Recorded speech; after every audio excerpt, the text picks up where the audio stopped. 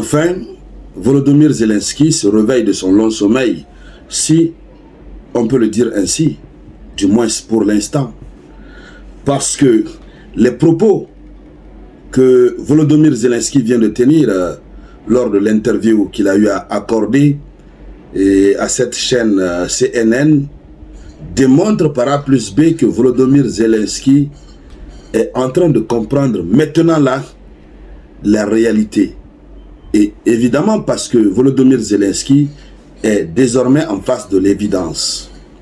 Qu'est-ce que Volodymyr Zelensky a eu à dire? Alors, ça paraît ridicule, mais Volodymyr Zelensky fonde, n'est-ce pas, son analyse sur la réalité, sur la vérité. Il a passé beaucoup de temps à se tromper lui-même, pensant tromper le monde, pensant tromper tous ceux qui suivent l'actualité sur l'Ukraine.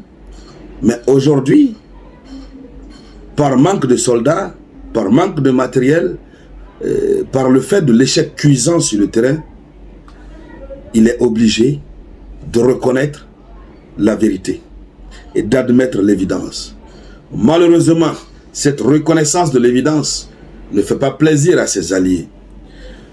Il dit alors, nous voulons tous le succès, une fin heureuse, mais ce n'est pas un film qui dure 1h30. Il s'agit d'une contre-offensive. Ce n'est pas un film avec un happy end. Nous n'aurons pas de fin heureuse.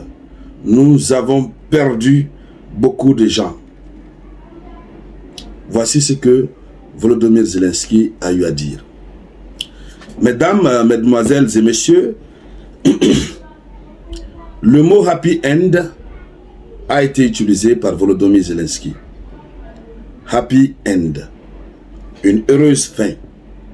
D'ailleurs, comme nous le savons, la plupart des films qui sont rédigés, et on fait en sorte que les acteurs, l'acteur réel puisse souffrir, mais à la fin qu'il y ait une heureuse fin, c'est ce qui donne le goût de suivre le film. Alors, Zelensky lui-même étant dans le cinéma, étant comédien, étant un acteur, il rappelle à ses partenaires qui estiment qu'il a une lenteur dans la contre-offensive, il leur rappelle que nous ne sommes pas dans un film. Nous sommes dans la réalité.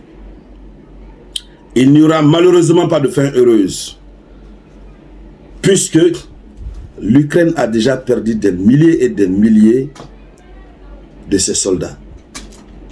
Selon les statistiques officielles du département de la défense russe, à ce jour, nous sommes à 71 000, c'est-à-dire juste depuis le début de la contre-offensive jusque maintenant, là, nous sommes à 71 000 soldats ukrainiens qui sont partis à jamais. Que leur âme repose en paix. Ce qui fait que d'ailleurs, lorsque vous vérifiez dans la plupart des médias occidentaux, les analystes, les experts, les docteurs en conflit demandent, n'est-ce pas, à l'Ukraine de faire en sorte de laisser tomber. Tout le monde constate l'échec de l'Ukraine. D'abord, la contre-offensive a échoué, mais la survie même de l'armée ukrainienne face à la situation conflictuelle est un gros point d'interrogation. En ce sens que l'armée aujourd'hui ukrainienne est une coquille vide. C'est une coquille vide. C'est juste le nom armée, mais il n'y a vraiment plus de soldats.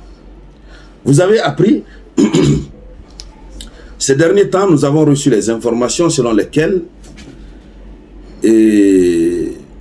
l'Ukraine recrutait désormais pêle-mêle. Qui que tu sois, des femmes étaient mobilisées pour être recrutées, des gens qui ont une santé mentale déficitaire étaient mobilisés. C'est-à-dire, l'objectif, c'est d'envoyer des gens au front. Le plus important, qu'ils portent la tenue, qu'ils partent au front. Des gens sans formation. Aucune. des gens qui ne savent même pas manipuler les armes en tant que telles. Les véhicules blindés à leur disposition pour les trajets sur le front, ils ne savent pas aussi manipuler. Mais l'Ukraine ferme les yeux pour les envoyer. Alors, Vladimir Poutine, aujourd'hui, dans l'une de ses interventions, a eu à rappeler, à marquer le fait que les soldats russes se posent la question. Parfois, vous avez des Ukrainiens qui sont envoyés au front. La Russie a parfois comme l'impression que ce ne sont pas les vrais citoyens ukrainiens. Parce qu'ils ne sont pas formés, on les envoie comme ça. On les envoie comme ça et puis on sait qu'ils vont tomber dans la gueule du loup. On sait que c'est fini pour eux, mais on les envoie comme ça. Et qu'est-ce que la Russie va faire à la guerre comme à la guerre? La Russie aussi fait, voilà. Je vous dis, la Russie annonce un bilan juste pour ces 3 mois ou 2 mois et demi de contre-offensive. 3 mois de contre-offensive. Échec de contre-offensive.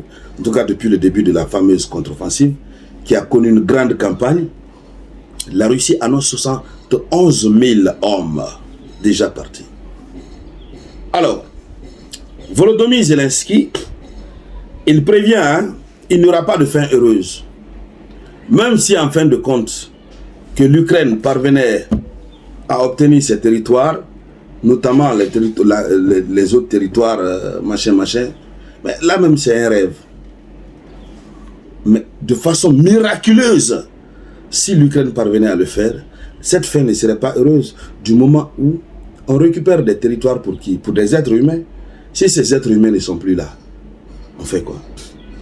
Donc Zelensky a raison à ce niveau de dire que ce n'est pas un film d'1h30 et dont dans le scénario c'est rédigé qu'il y aura une fin heureuse.